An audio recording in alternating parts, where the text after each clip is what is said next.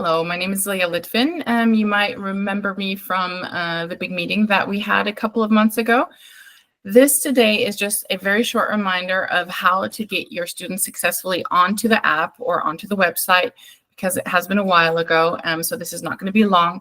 It's just going to be a step by step walkthrough and a little bit of a refresher through the app. On Monday, the 2nd of December, we are going to be sending out an email inviting all of your students to download eQuoo and participate.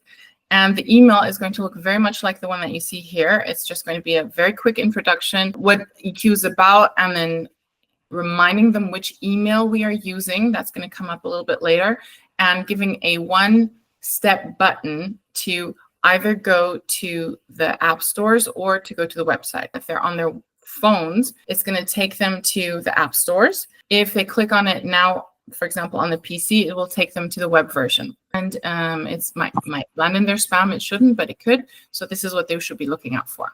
When you start using eQuoo, you will always have to agree to the terms and conditions every single time. You are very welcome to open that, read it with them, talk through privacy policy. It's standard GDPR. It's practically about it being anonymous, that we don't share with third parties, and that they can delete their data at any given time. And then if you're new to eQuoo, you take the email that you practically were just shared here, this one, make sure that it's the same one. So it's not their private email, it's the school email that you shared with us, and put it into this slot. And once you click confirm, that will then send them a second email with their PIN code. And this PIN code practically allows them to switch devices. So for example, they could use a desktop in their PHSE lessons and then switch to their mobile. So you cannot copy paste it. You'll have to remember your PIN, and you go back and put my email in. When you log in for the first time, you'll have a mood tracker, and we always suggest that the students do that every day so that you get a really nice snapshot about the daily mood of your student population. It's just a slider to go back and forth. Here, I'll give you a tiny little walk through the game so that you remember where everything is.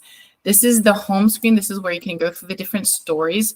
The skills are all the same in the different stories. They are just implemented differently in this different storylines of the games, right? So, but it depends on, people will have different interests. So you could decide to all read the same story, or you could let them all read a different story. You'll be discussing the same psychological skills.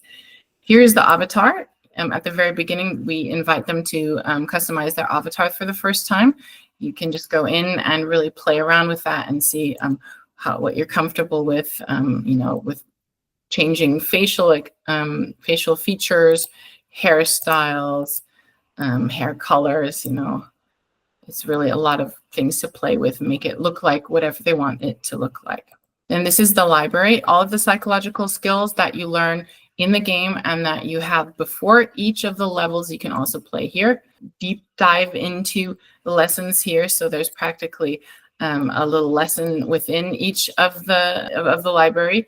And you can go to a blog, so there's multi-layers there. Here is the clinical tracking tools where they can look at their well-being over time, and they can fill out all of the well-being questionnaires, the resilience, the antidepressant, the anti-anxiety, and the interpersonal relationship skills and personal development skills, depending on what they're interested in and what we triage them to. So for example, the well-being skill questionnaire is the one that they will always get every 2 weeks. And if they score one of the questions in regards to anxiety as rather high, then we invite them to do the anxiety questionnaire as well. If in the anxiety questionnaire they are still high anxiety, then they can be triaged to your counseling, your safeguarding, or to more features within the game. Every 3 levels, there is a 24-hour lock to make sure that there is no addictive gaming in the game. And then it is closed for 24 hours, so you cannot continue playing the main part of the game, the stories. But what you can do is you can play around with our in-app mini games. And these are actually quite fun and quite popular as well. They are not evidence-based within themselves, but they are connected to things that are positive as well, like flow, concentration, achievement, things like that. So they're fun. I like to play them. Okay, and then last but not least, at the end of every level, they get an update to see how far are they away from their certificate of achievement, and they can really track their progress towards that. If they hit their certificate, or when they hit their certificate of achievement, that means that they have most likely passed critical clinical threshold that is a long-lasting effect on their well-being, and that is really something to strive forward. I hope you all have a lot of fun. We are here. We will be having a parent Q&A session very soon.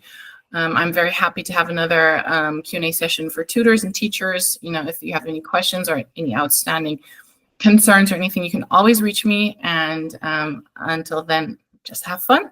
Thank you.